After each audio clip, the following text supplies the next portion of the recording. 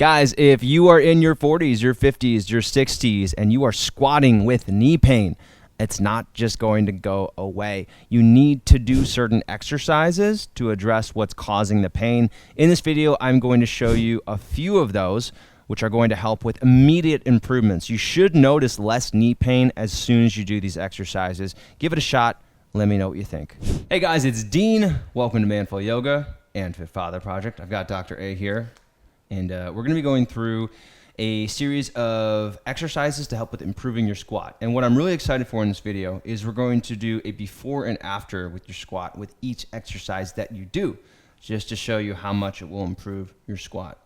So we're going to be going through some exercises that you probably haven't done before or aren't doing enough of, and that you should, with the overall goal of helping you get a better squat, but also getting knee pain out of your squat, because that sucks, and we don't want knee pain when we squat. Yeah, I think the stats, if you want to be strength training long into life, it's like 50% of people will have some degree of osteoarthritis, which is some degeneration in the joints, some more bone-on-bone action.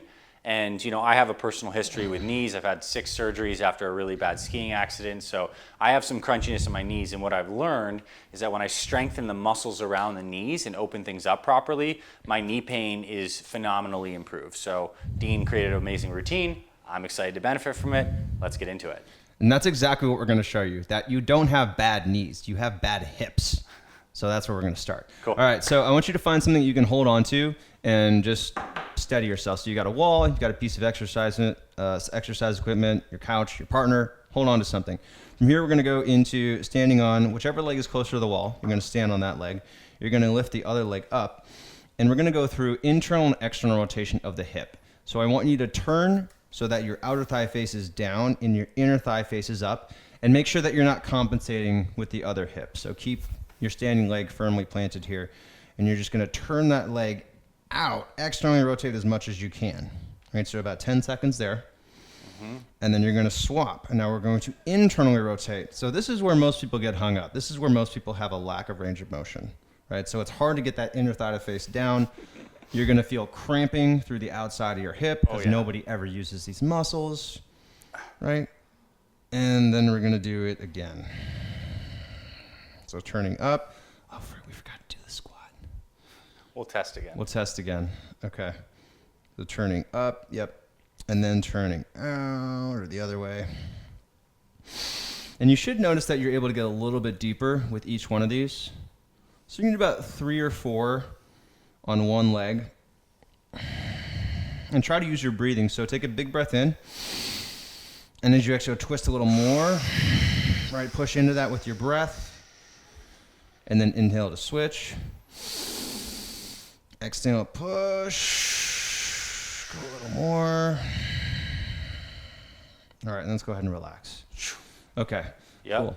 So let's just do a squat, because we want it on one side. Okay. So let's just do a squat and see what that means for one hip versus the other hip. Right? Okay. So definitely something different in one hip for the other hip. Yeah, my left hip feels more open for sure. I can feel like I can sit into this a lot more so far. Cool. All right. And knee popping is a normal thing. The general wisdom, if it doesn't hurt, it's okay. Yep. Cool. All right. Let's switch. All right, so now other leg toward the wall. Stand on that leg. Bring the other leg up. Good. Externally rotate to start. Get that inner thigh to face up. Turn the outer thigh to face down. Lots of cramping, lots of engagement with the outer hip. In about 10 seconds. And then switch. Internal rotation. And again, we're going to notice some imbalances from left to right. So you might notice one side stronger than the other. Totally normal. And this is like the side I've had the major injury on, and my glute is so much less active on this side. So I think that's telling me all I need to know, that I get these muscles firing, everything's going to work downstream better. Yeah. And that's the weird thing about hip injuries, is that the muscles will protect themselves. So when you have a knee injury, the muscles are going to tighten up in an effort to protect themselves. And so paradoxically, you have to kind of get those muscles to release in order to not get injured when they're staying tight, because they're like, we don't want to get injured again.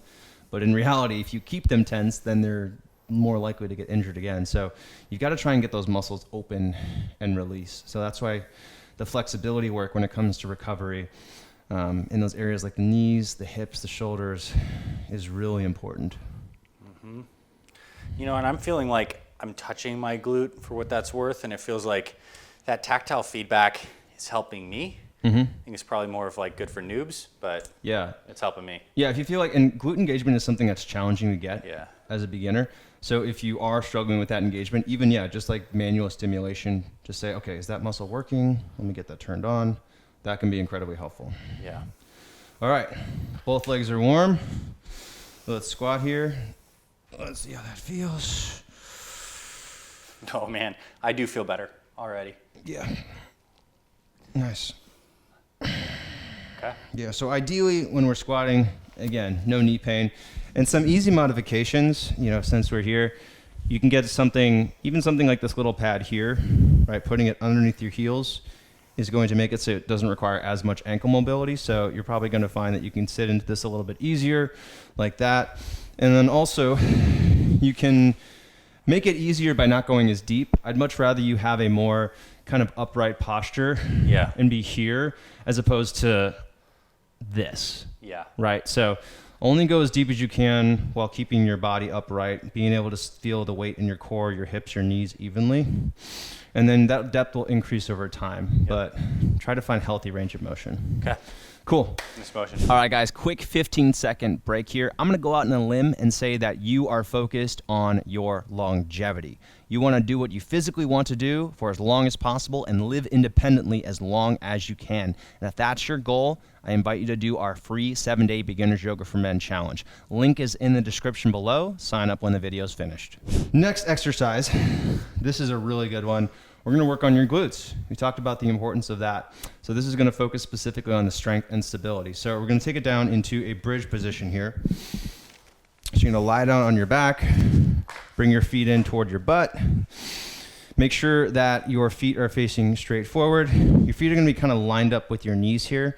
So parallel lines from your toes to your hips.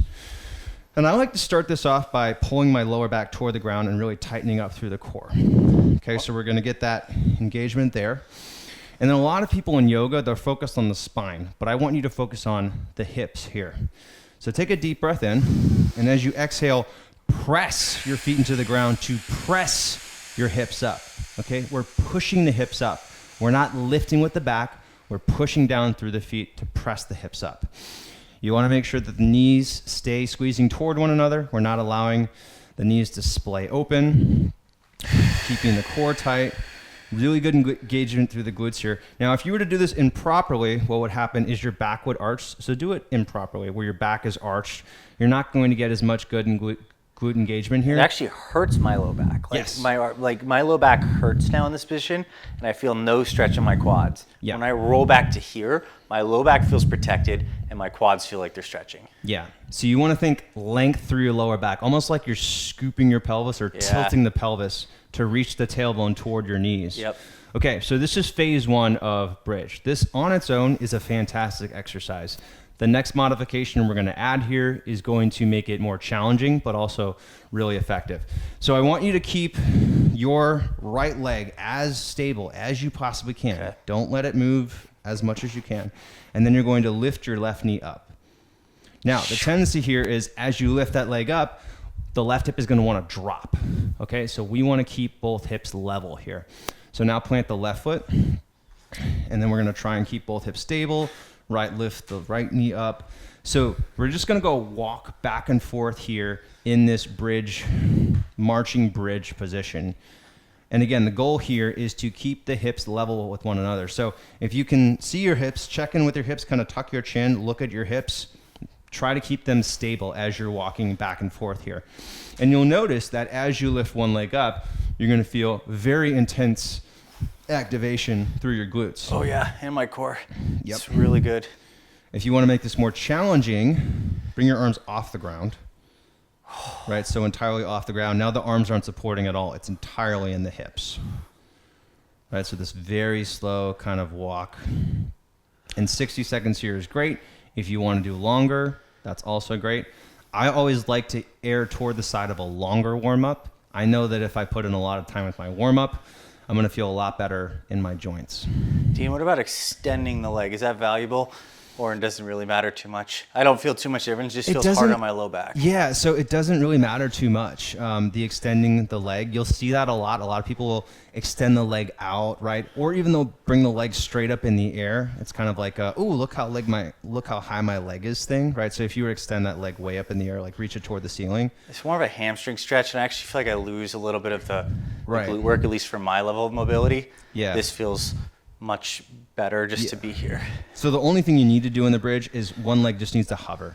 If it's an inch off the ground, you're getting the benefit. It doesn't really matter how high that leg goes up. Awesome. Really All right. helpful for me. So a good 3-minute bridge here. So we're cooked for our workout. For sure. But you can work out again tomorrow, so that's fine. No, we're good. Again, long warm up I think is great. So let's go through a squat again. Okay. Let's see how that helps. And then turn to the side because I want to highlight some stuff as you're going through the squat. Okay. Yep. So knees are tracking over the middle toes.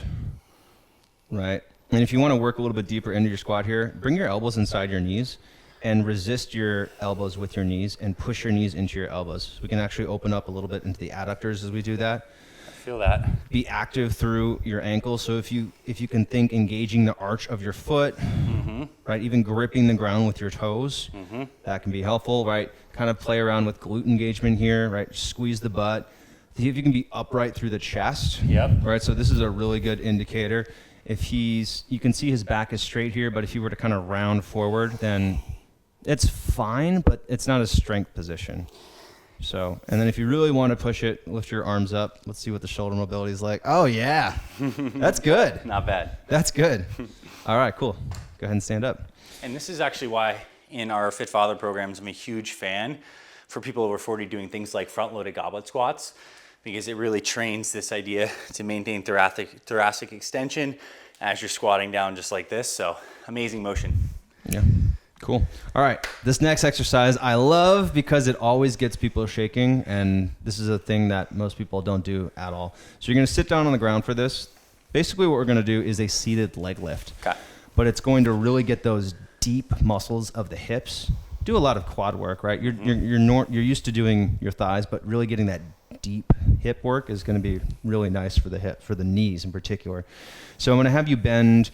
Let's go ahead and bend your left leg. Plant that foot and then give your left leg a hug. Yep, just kind of hold there. Okay, now we're going to lift the right leg in the air, but I want you to initiate the lift from the hip, right? So from the hip insertion. That's nasty. Yeah, so lots of shaking through the leg, right? And this is something that I'd have you hold for 6 good breaths.